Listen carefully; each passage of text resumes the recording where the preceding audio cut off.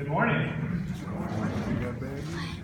It was about 5 years ago that I was in my former office at the Downtown Memphis Commission, and Greg Maxted walked in. I didn't know Greg at the time, but I'd heard that he had been in the group that had been involved in executing the very fantastic Greater Memphis Green Line. So I had some respect for Greg because of that, so we took the meeting and listened to Greg. And at the time, 5 years ago, he was working with Charlie Newman and Charlie McBain on this idea to build a bike trail 1 mile long, more than 100 feet above the Mississippi River, right next to an active rail line. Greg, if you couldn't tell then, I'm telling you now, I thought that was crazy. I mean, think of it. A 1 mile long bike trail high above the Mississippi River right next to an active rail line. Who does that? Memphis does that.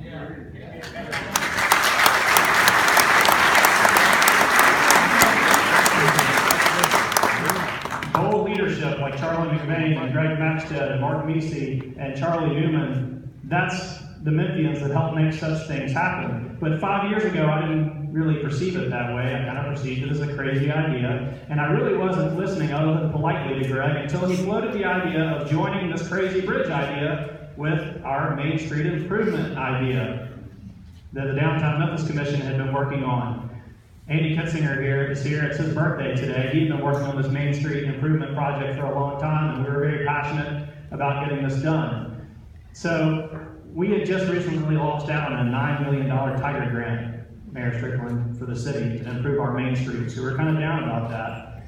So when he floated the idea of joining these projects and going after another round of Tiger funding and asking for even more money, I became interested in this crazy bridge idea.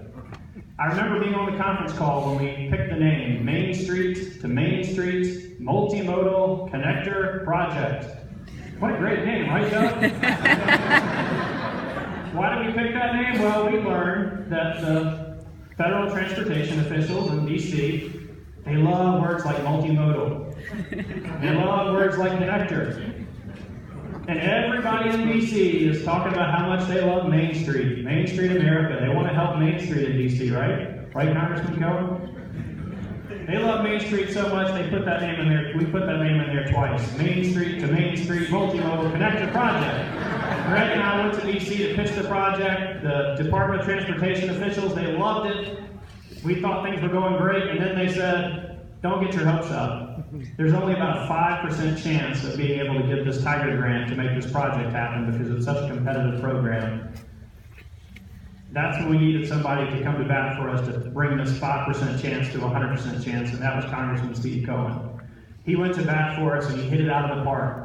We got the entire amount we had requested, $15 million. I remember being at Felicia Suzanne's with a lot of people assembled here and celebrating the fact that we had gotten this $15 million federal grant. We were so happy until we went upstairs to talk about how we were going to actually execute on this project.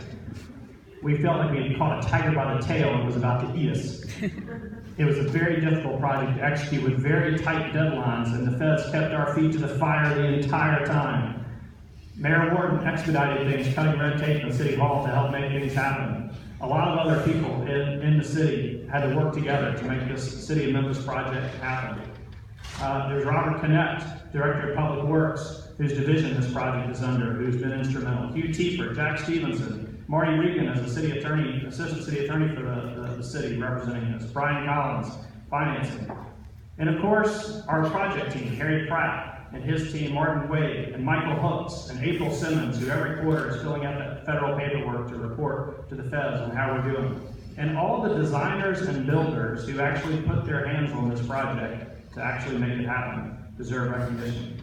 At the DMC, Lori Chapman helped get this grant process drafted and get the grant. Leslie Gower, and now Jennifer Oswald, and James Stokes, who we hired to help manage the financing, has been instrumental. I've gotten to know these people by talking to them every other day, it seems like, for the last 4 years to make this project happen. Charlie Newman, Down McBain, Charlie McBain, of course, the Community Foundation, Diane Rudner with the Plow Foundation has been a source of inspiration and support as we move through this. Many others, the Hyde Foundation, Lauren Taylor, and so many others that we could name, but I don't have as much time. So I'm going to focus on one. We could not have been successful without the help of the United States Department of Transportation. Not only their $15 million, but also the deadlines they imposed upon us. All the paperwork they imposed upon us. It imposed upon us a discipline to get the project done. And Teresa Claxton is here, and she's going to speak next. She's with the Federal Highway Administration. She and her team, including Sabrina David, who could not be here today because she's sick, and we miss Sabrina because I got to know Sabrina very well. But Teresa Claxton is here today to speak about this Tiger project, and I want to tell Teresa that according to the very aggressive schedule they imposed upon us in the Tiger Grant Agreement, we have to have this project completed and open by November 4th, 2016. Teresa, we're 2 weeks early.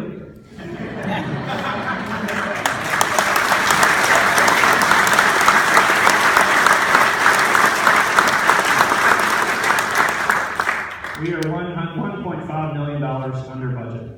So,